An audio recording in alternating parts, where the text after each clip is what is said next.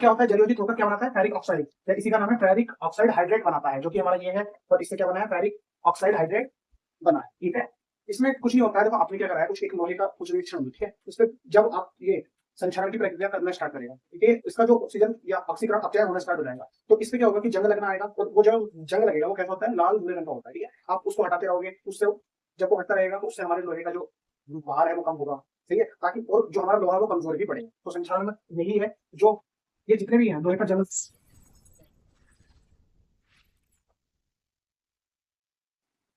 तो हेलो बच्चों, कैसे हैं आप सभी लोग? आई होप सब बढ़िया होंगे। मेरा नाम है शिवम, तो आप देख रहे हैं हमारा चैनल स्टडी जोन।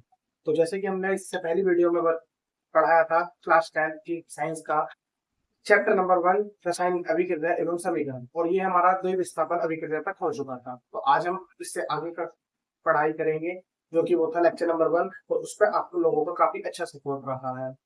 आशा करते हैं आपसे ऐसे ही सपोर्ट बनाए रखना। और तो आइए आज की पढ़ाई शुरू करते हैं। तो जैसे कि हमने पीछे पढ़ा था विस्थापन अभिक्रिया, आज हमारा पहला टॉपिक है। पहला टॉपिक रहने वाला है उपचयन तथा अपचयन अभिक्रिया।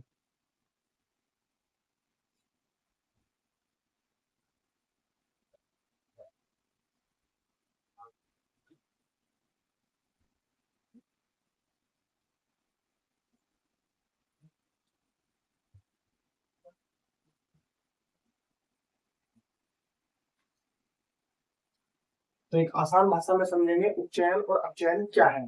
तो सबसे पहले हम पढ़ते हैं इसमें उपचयन की क्या है। उपचयन,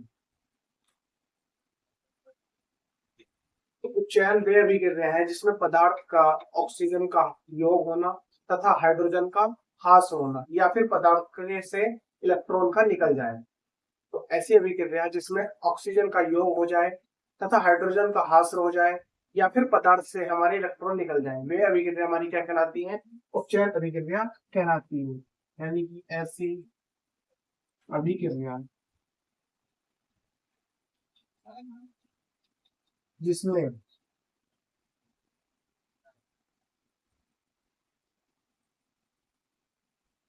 पदार्थ से या पदार्थ में ऑक्सीजन का योग तथा हाइड्रोजन का ह्रास हो जाए, या पदार्थ से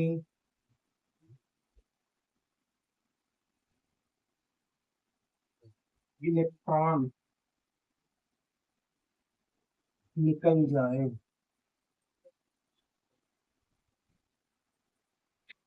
वे उपचयन अभिक्रिया कहलाती है।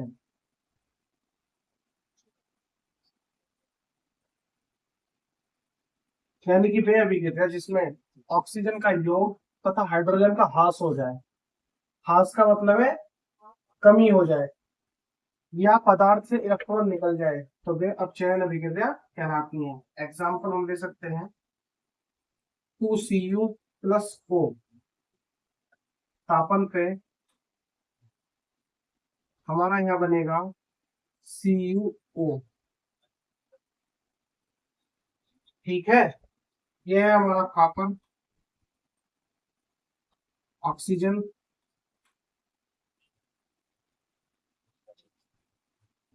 Copper oxide.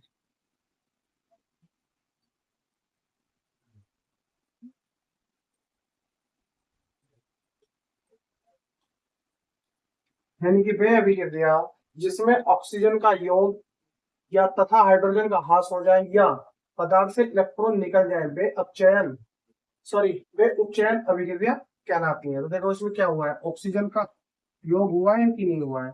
ऑक्सीजन का योग हुआ है, इसलिए अभिक्रिया क्या है हमारी, उपचयन अभिक्रिया है। ठीक है, इसी पे अब हम इसका दूसरा लेते हैं, अपचयन अभिक्रिया क्या होती है। इसी का हम दूसरा लेते हैं अपचयन। तो अपचयन अभिक्रिया क्या होती है, तो देखो अपचयन और उपचयन का बस इतना सा डिफरेंस है उपचयन में जो भी है अपचयन ठीक उसका उल्टा है। जैसे यहाँ क्या था, ऑक्सीजन का योग था, तो अपचयन में ऑक्सीजन का हास्र होगा, हाइड्रोजन का योग होगा। इसमें पदार्थ से के इलेक्ट्रॉन निकाले गए थे, उसमें पदार्थ से इलेक्ट्रॉन लिए जाएंगे, बस खत्म। अपचयन उपचयन में इतना सा ही डिफरेंस है। जो अपचयन की परिभाषा है, जो उपचयन की परिभाषा है, अपचयन डायरेक्ट उसका उल्टा है, या आप बोल सकते हो जो अपचयन की परिभाषा है उपचयन उसका उल्टा है, भिन्न होता है। मतलब अगर इसमें पदार्थ से में ऑक्सीजन का योग हुआ है तो उसमें हाइड्रोजन का योग होगा, इसमें हाइड्रोजन का ह्रास हुआ है तो उसमें ऑक्सीजन का ह्रास होगा। ठीक है, देख लेते हैं, उसकी परिभाषा भी मैं लिख देता हूँ।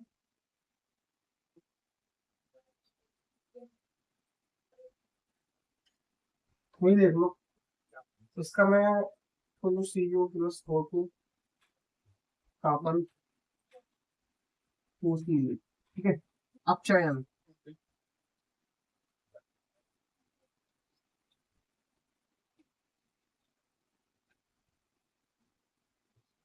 शॉर्ट करके लिख रहा हूँ, जिसमें पदार्थ में ऑक्सीजन का ह्रास तथा हाइड्रोजन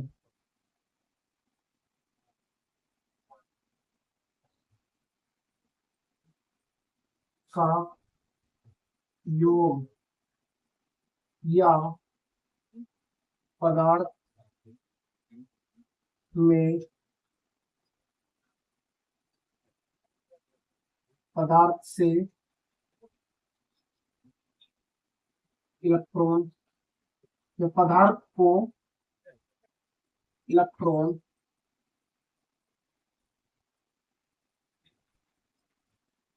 प्राप्त हो जाए।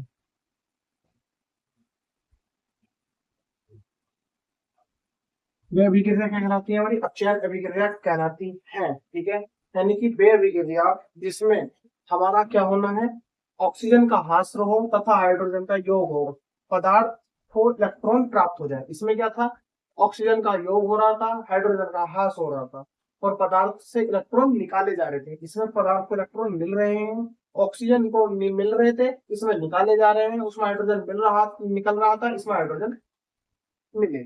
ठीक है, इसका एग्जांपल मैं लिख देता हूँ, CuO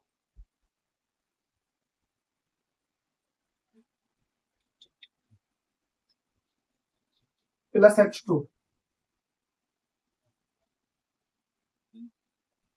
हाइड्रोजन का योग बना है, देख लो कैसे करना है इसको। ये बनेगा Cu प्लस H2O। तो देखो, यहां से यहां बना, मतलब हाइड्रोजन, यहां से तो देखो हाइड्रोजन निकल गया, ठीक है, लेकिन इसके साथ कितने जाके जुड़ गया, हाइड्रोजन जुड़ा भी है, ऑक्सीजन निकला भी है, और यहाँ साफ साफ दे रखा है ऑक्सीजन का ह्रास, तो ऑक्सीजन निकला कि नहीं, तो ऑक्सीजन यहाँ से निकल के यहाँ गया है, और इसका मतलब ये अभिक्रिया क्या है, हमारी अपचयन अभिक्रिया है। तो एग्जैक्ट क्लियर है, अपचयन अभिक्रिया क्या होती है, अपचयन और उपचयन। तो कोई सिंपल सी बात है, इसको याद करने का सिंपल मेथड है। आप उपचयन याद कर लो, अपचयन खुद पे खुद हो जाएगी। ठीक है, उपचयन अभिक्रिया वह अभिक्रिया है जिसमें ऑक्सीजन का योग तथा हाइड्रोजन का ह्रास हो। ठीक है, और इसमें क्या है, पदार्थ से इलेक्ट्रॉन निकल जाते हैं। ठीक, अपचयन इसका उल्टा है, इसमें ऑक्सीजन का ह्रास और हाइड्रोजन का योग होता है, और इसमें जो है इलेक्ट्रॉन क्या होते हैं, प्राप्त होते हैं।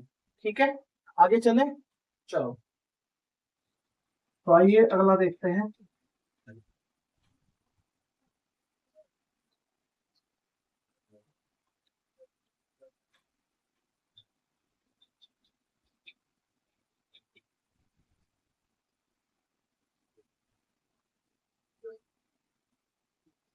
तो जो तुम्हारा उपचयन है उसी को तुम क्या बोलते हो, ऑक्सीकरण बोलते हो। ठीक है, ध्यान रखना इस बात को, जो तुम्हारा हमारा वो है उपचयन, उसी को हम ऑक्सीकरण बोलते हैं। कंफ्यूज मत होना, अगर कहीं ऑक्सीकरण या उपचयन लिखा हुआ मिल जाए, दोनों का मतलब एक ही है। तो अगली आईडी है हमारी ऑक्सीकारक तथा उपचयन।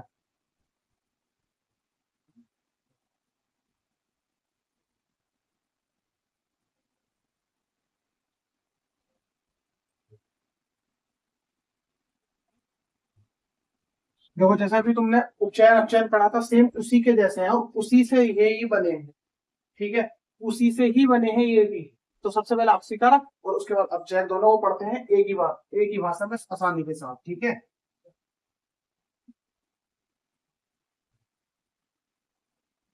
क्या था, तो आपसीकारक की परिभाषा वही है जो हमारी किसकी थी, उसमें अपचयन की परिभाषा थी, यानी कि जिस अभिक्रिया में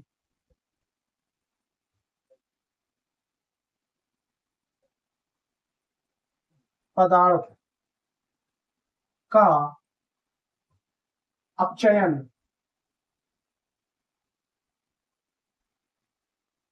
होता है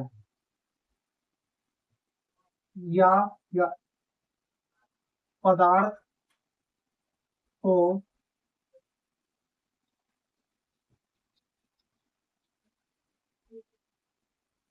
इलेक्ट्रॉन प्राप्त होते हैं, वे अभिक्रिया क्या कहलाती है, ऑक्सीकारक, जैसे आपको उसमें दिखाया था। और ये ध्यान रखना किसके था यो, अरे अपचयन का मतलब क्या था, अपचयन का याद करो, ऑक्सीजन का हास्र होना, हाइड्रोजन का योग होना। इलेक्ट्रॉन प्राप्त किस में होते थे, अपचयन में होते थे ना, ठीक यही वो हुआ है, 2I-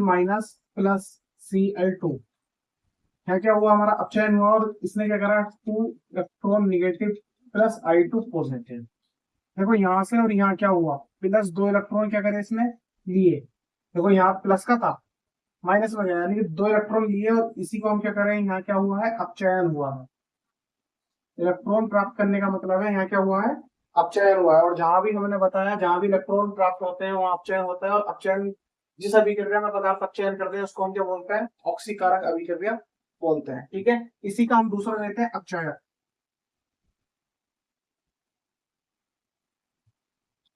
अपचयक वे अभिक्रिया है, या लिख सकते हो, मैं परिभाषा लिख रहा हूं, जिस अभिक्रिया में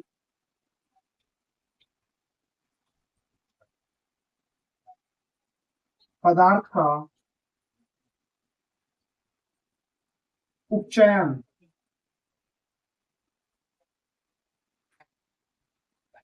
होता है या पदार्थ से इलेक्ट्रॉन निकलता है,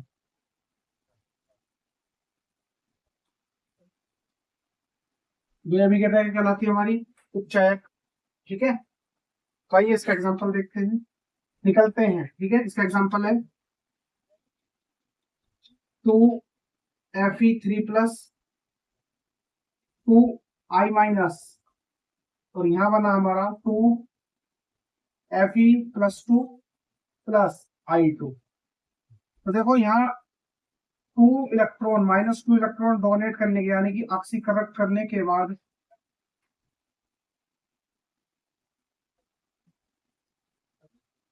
यानी कि 2 इलेक्ट्रॉन निकालने के बाद किस में बदल गया, ये I2 में बदल गया। और इसी क्या बता रखा है, जिससे इलेक्ट्रॉन निकलते हैं वही हमारा क्या कहलाता है, अपचयक कहलाता है। तो ये कौन सी अभिक्रिया का एग्जाम्पल है, अपचयक का है। और इसमें क्या होता है, इलेक्ट्रॉन प्राप्त करके उसने निगेटिव में पहुंच गया था, यानी कि ये किसमें, ये कौन सी अभिक्रिया का है, ऑक्सीकारक का, और इसमें क्या हुआ है, हमारा अपचयन हुआ है। यानी कि हम चारों का चारों को बहुत ही सिंपल भाषा में समझ सकते हैं।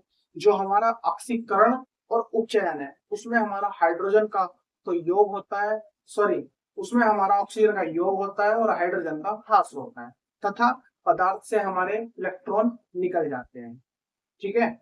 जो हमारा दूसरा है उसका अपचयन, उसमें हमारा ऑक्सीजन का तो ह्रास होता है, हाइड्रोजन का योग होता है, तथा उसमें हमारे जो पदार्थ से इलेक्ट्रॉन है वो प्राप्त हो जाते हैं, ठीक है।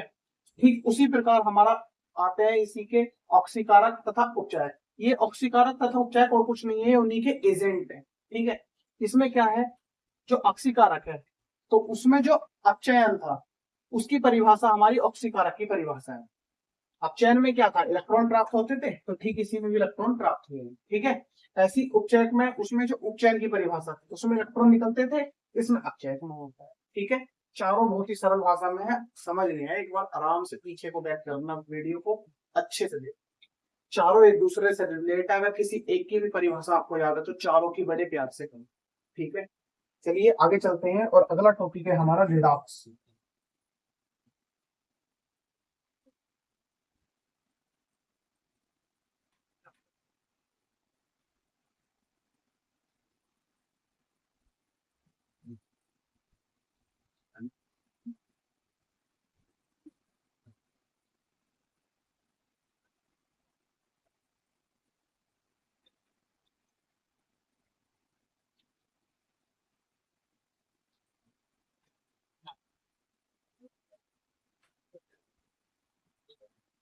तो रिडॉक्स अभिक्रिया, तो क्या है रिडॉक्स अभिक्रिया? तो ऐसी अभिक्रिया जिसमें ऑक्सीकरण तथा अपचयन दोनों एक ही साथ पर एक ही समय पर घटित हो, यानी कि दोनों काम होना है, ऑक्सीकरण भी होना है और अपचयन भी होना है। जैसे कि हाइड्रोजन निकलना भी है और हाइड्रोजन जुड़ना भी है, ऑक्सीजन निकलना भी है और ऑक्सीजन को जुड़ना भी है ना। एक में जुड़ता था, एक में निकलता था, एक में हाइड्रोजन जुड़ता था, एक में हाइड्रोजन निकलता था। तो ऐसी अभिक्रिया है जिसमें हाइड्रोजन, यानी कि ऐसी अभिक्रिया जिसमें ऑक्सीकरण तथा अपचयन दोनों एक ही साथ एक ही समय पर घटित हों, वे अभिक्रिया कहलाती है, रिडॉक्स अभिक्रिया कहलाती है। परिभाषा लिखते हैं, ऐसी अभिक्रिया जिसमें ऑक्सीकरण तथा अपचयन दोनों एक साथ एक ही समय पर घटित हो, वो क्या कहलाती है? वे रिडॉक्स अभिक्रिया कहलाती हैं। एग्जाम्पल हम इसका ले सकते हैं, CuO प्लस H2। तो इससे हमारा बना Cu प्लस H2O। तो देखो क्या हुआ है, तो देखो यहाँ से ऑक्सीजन का क्या हुआ, ह्रास हुआ, यानी कि ऑक्सीजन का निकलना, ऑक्सीजन का निकलना हमारा अपचयन में आता है, और यहाँ क्या हुआ है, अपचयन। ठीक है, तो देखो यहाँ क्या हुआ है, ऑक्सीजन का योग हुआ है, यानी कि ऑक्सीजन का योग ये हमारा किसमें था, उपचयन में। ये क्या है, उपचयन। चयन के आगे लिख लो, ऑक्सीजन का योग या फिर प्राप्ति,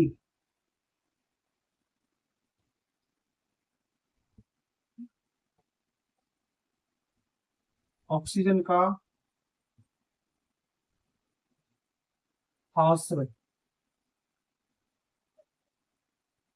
क्योंकि यहाँ देख रहे हो ना, CuO से ऑक्सीजन निकला है और H2O के साथ जुड़ा है, यानी कि प्राप्ति हुई है, या फिर ऑक्सीजन का जोड़, योग भी हम बोल सकते हो। ठीक है, तो वे अभिक्रिया जिसमें ऑक्सीकरण तथा अपचयन दोनों एक ही साथ एक ही समय पर घटित हो, वो अभिक्रिया हमारी क्या कहलाती है, रिडॉक्स अभिक्रिया कहलाती है। एग्जाम्पल आपके तुम्हारे सामने। ठीक है, तो अगला है हमारा इसमें ऊष्माक्षेपी तथा ऊष्माशोषी अभिक्रिया क्या होती है। तो आइए देखते हैं ऊष्माक्षेपी तथा ऊष्माशोषी अभिक्रिया क्या होती है।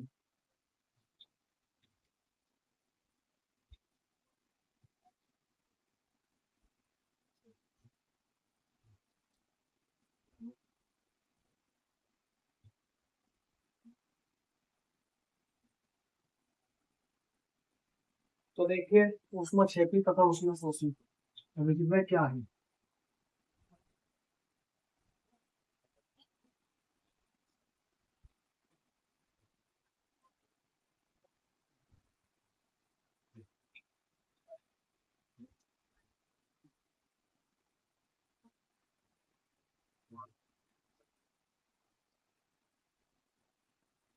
तो सबसे पहले हम पढ़ेंगे ऊष्माक्षेपी,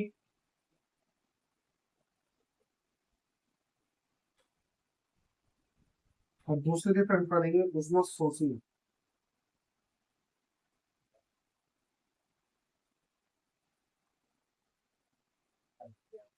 तो उसमें छिपी अभिक्रिया क्या है? तो उसमें छिपी अभिक्रिया वे अभिक्रिया होती है जिसमें अभिक्रिया करने के बाद हमारे जो फलस्वरूप है उसमें ऊष्मा उत्पन्न हो जाती है। ऐसी अभिक्रिया क्या कहलाती है? हमारी ऊष्मा छिपी अभिक्रिया कहलाती है। जैसे आइए लिखते हैं, ऐसी अभिक्रिया जो क्रिया करने के बाद फलस्वरूप ऊष्मा उत्पन्न होती है, ऊष्मा छिपी अभिक्रिया कहलाती है। एग्जाम्पल लेते हैं, प्राकृतिक गैस का दहन, तो CH4 प्लस 2O2, इससे हमारा CH4 प्लस 2O2, इससे हमारा बनेगा CO2 प्लस CO2 यानी कि H2O प्लस क्या दे रखा? ऊष्मा उत्पन्न होती है, तो ऊष्मा। ठीक है, जब ये अभिक्रिया यानी कि जो भी अभिक्रिया करने के बाद जिस अभिक्रिया में ऊष्मा उत्पन्न होती है उसके फलस्वरूप अभिक्रिया करने के बाद जो फल स्वरूप प्राप्त होते हैं उसमें ऊष्मा उत्पन्न होती है, तो वो अभिक्रिया क्या कहलाती है? हमारी ऊष्मा छेपी अभिक्रिया कहलाती है। अब बारी आती है ऊष्मा शोषी अभिक्रिया की। तो ऐसी अभिक्रिया है वे अभिक्रिया जिसमें अभिक्रिया करने के लिए हमें ऊष्मा की आवश्यकता पड़े। ठीक है, या फिर हम बोल सकते हैं ऐसी अभिक्रिया जिसमें क्रिया करने के लिए ऊष्मा का अवशोषण होता है, वो क्या कहलाती है? हमारी ऊष्मा शोषी अभिक्रिया कहलाती है। ठीक है, हम लिख सकते हो ऐसी अभिक्रिया जिसमें ऊष्मा का अवशोषण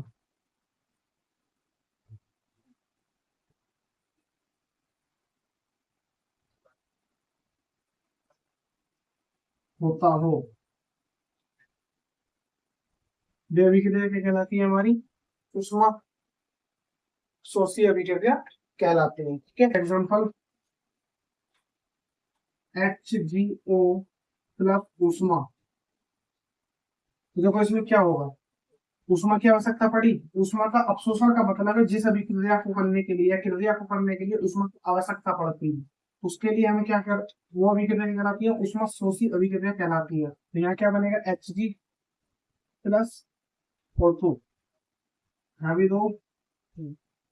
ठीक है, यानी कि वे अभिक्रिया जिसमें क्रिया करने के बाद उसके फलस्वरूप ऊष्मा उत्पन्न होती है, क्या ऊष्मा उत्पन्न हुई तो वे क्या कहलाती है? ऊष्मा क्षैतिज अभिक्रिया कहलाती है। और जिसमें क्रिया करने के लिए ऊष्मा की आवश्यकता पड़ती है या ऊष्मा का अवशोषण होता है, उसमें हमें क्या कहला, वो क्या क्रिया कहलाती है? ऊष्मा शोषी अभिक्रिया कहलाती है। आपके सामने लिखी हुई है और एग्जाम्पल भी आपके सामने है। ठीक है, आइए चलते हैं सेकंड लास्ट टॉपिक जो की है हमारा संचारण।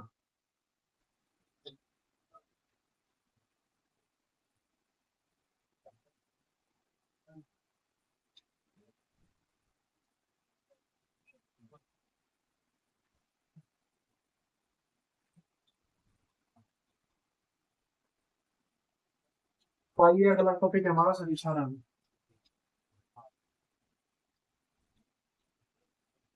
देखो संचारण क्या है? तो देखो संचारण जो है, जब कोई धातु अपने आसपास अम्ल या आर्द्रता के संपर्क में आती तब वे संचारित होती, और यह प्रक्रिया हमारी क्या कहलाती है? संचारण कहलाती है। जैसे हमारे कुछ एग्जाम्पल है। हमारा पहला एग्जाम्पल है लोहे पर जंग लगना, चांदी की ऊपर काली परत आना,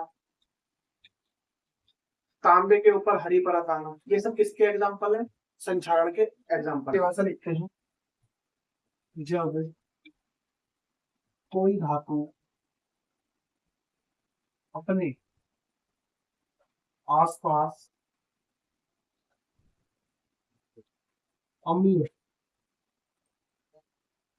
या आर्द्रता के संपर्क में आती है तो वे संचारित हो जाती है। यह प्रक्रिया संचारण कहलाती है। एग्जाम्पल है इसका, लोहे पर जंग लगना, चांदी के ऊपर काली परत आना आदि। ठीक है, देखो जब कोई धातु अपने आसपास अम्लीय आर्द्रता के संपर्क में आती है तो वे संचारित हो जाती है, और यह प्रक्रिया हमारी क्या कहलाती है, संचारण कहलाती है। जैसे लोहे पर जंग लगना, चांदी के ऊपरी चांदी के ऊपर काली परत आनी। ठीक है, इसमें जो हमारा संचारण की प्रक्रिया है उसमें जो हमारा लोहा है, क्या लिख सकता हूं मैं,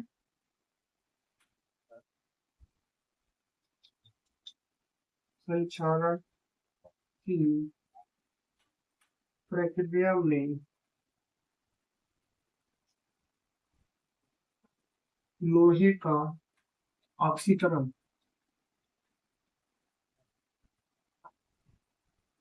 लोहे का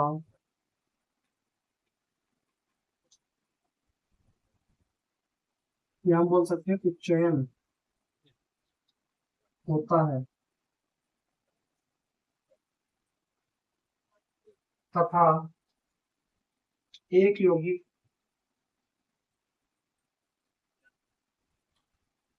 जलयोजित फेरिक ऑक्साइड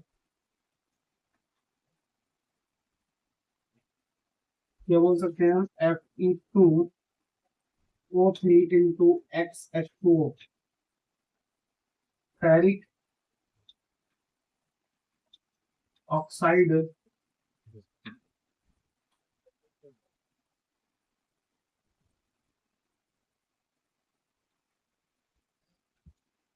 फेरिक ऑक्साइड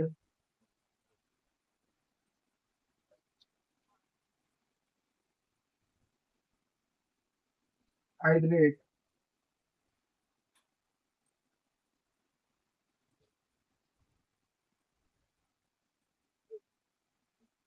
बनाता है।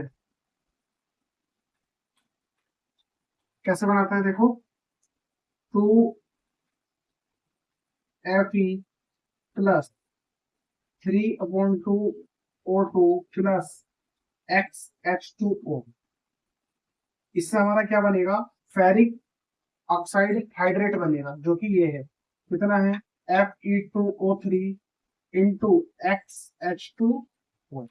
ठीक है, यानी कि जब संचारण की प्रक्रिया में लोहे का ऑक्सीकरण या अपचयन होता है तो तथा इसमें एक यौगिक क्या होता है, जलयोजित होकर क्या बनाता है, फेरिक ऑक्साइड, या इसी का नाम है फेरिक ऑक्साइड हाइड्रेट बनाता है, जो कि हमारा ये है, और इससे क्या बना है, फेरिक ऑक्साइड हाइड्रेट बना है। ठीक है, इसमें कुछ नहीं होता है, देखो आपने क्या करा है, कुछ एक लोहे का कुछ भी क्षण ली, ठीक है, इस पे जब आप ये संचारण की प्रक्रिया करना स्टार्ट करेगा क्योंकि इसका जो ऑक्सीजन या ऑक्सीकरण अपचयन होना स्टार्ट हो जाएगा, तो इस पे क्या होगा कि जंग लगना आएगा, और वो जो जंग लगेगा वो कैसा होता है, लाल भूरे रंग का होता है। ठीक है, आप उसको हटाते रहोगे, उससे जब वो हटता रहेगा तो उससे हमारे लोहे का जो भार है वो कम होगा।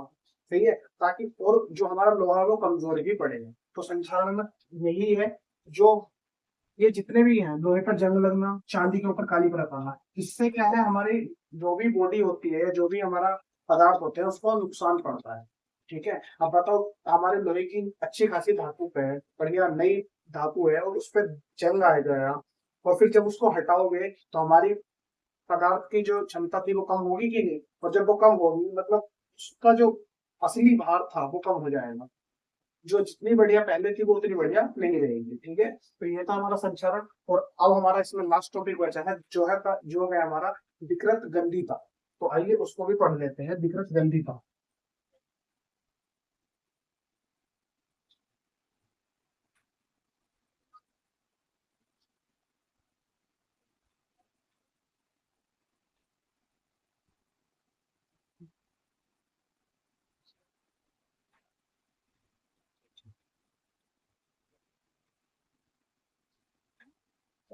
तो अगला टॉपिक है हमारा विकृत गंधिता।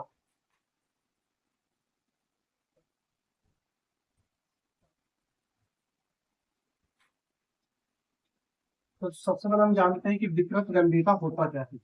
तो देखो, विकृत गंधिता तो कुछ नहीं है, जब हमारे जो हम खाने वाले पदार्थ हैं, यानी कि जो भी हम खाने में खाते हैं कुछ भी है तो है, जब उसमें से या तो गंध आने लगे या फिर उसके स्वाद में परिवर्तन हो जाए, हमें खाने में टेस्ट नहीं लगे या फिर स्मेल आ रही है, तो वही हमारा क्या होता है, विकृत गंधिता, यानी कि वो दूषित हो जाता है। वही हमारा विकृत गंधिता होता है। उसी में हमारा जो होता है अपचयन होता है, उपचयन होता है, उसमें उपचयन हो जाता है। ठीक है, जैसे इसकी परिभाषा लिखते हैं, जब तेल या वसा, खाद्य पदार्थ उपचय हो जाती है,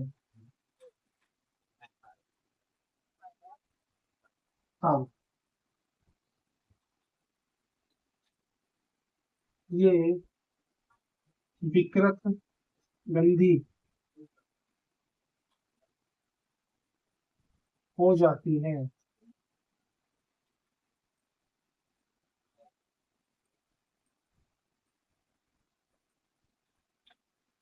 खाने से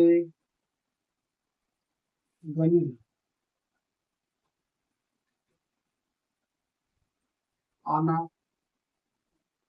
या स्वाद में परिवर्तन होना,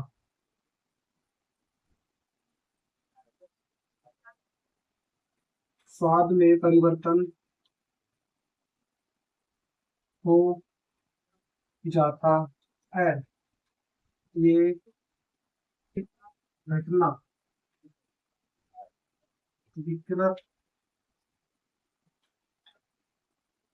गंधिता कहलाती है। यानी कि क्या है, देखो, जब हमारा खाद्य पदार्थ, यानी कि खाने वाले पदार्थ में गंध आना आ जाए या फिर उसके स्वाद में परिवर्तन हो जाए, तो जो ये घटना होती है, इस घटना को हम क्या बोलते हैं, विकृत गंधिता घटना या विकृत गंधिता कहलाती है। अब बारी आती है कि सर हम इसको रोक कैसे सकते हैं। तो विकृत गंधिता को निम्न प्रकार से रोका जा सकता है। तो अब विकृत गंधिता को निम्न प्रकार से रोका जा सकता है। इसमें पहला प्रकार है हमारा जो खाद्य पदार्थ है,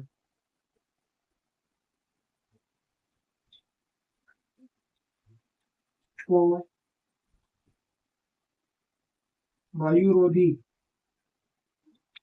पात्र में रखना चाहिए। ठीक है, दूसरा है पके हुए भोजन को सीधे सूर्य के प्रकाश के संपर्क में से बचाकर रखना चाहिए। ठीक है। तो ये दो लिखवाए हैं हमने एग्जाम्पल, जिसमें खाद्य पदार्थ वायु रोधी पात्र में रखने चाहिए। दूसरा, पके हुए भोजन को सीधे सूर्य के प्रकाश के संपर्क से बचाना चाहिए, यानी कि जो खाने वाले पदार्थ है उनको ज्यादातर खुले बर्तनों में रखो, यहाँ वायु आ सके। दूसरा हमारा ये है कि जो हमारा पका हुआ खाना है उसको सूर्य के प्रकाश के सीधे संपर्क में आने से बचाना चाहिए। तीसरा, जो हमारे चिप्स वगैरह के पैकेट आते हैं उसमें ऑक्सीजन गैस को हटाकर अगर हम नाइट्रोजन गैस भर देते हैं तो भी विद्युत जनरेटर को रोका जा सकता है। तो ये था हमारा विद्युत जनरेटर। तो यहाँ हमारा चैप्टर होता है समाप्त। और कैसी लगी वीडियो आपको ये कमेंट बॉक्स में कमेंट करके जरूर बताना। और हाँ, अभी कुछ बच्चों का सवाल होगा, सर कल वाला क्वेश्चन दिया था सर आपने, वो करा दो। तो हम कल वाला क्वेश्चन का आंसर दे देते हैं। तो कल वाला हमारा क्वेश्चन था, एक आपको संतुलन करने के लिए दी थी ना एक समीकरण।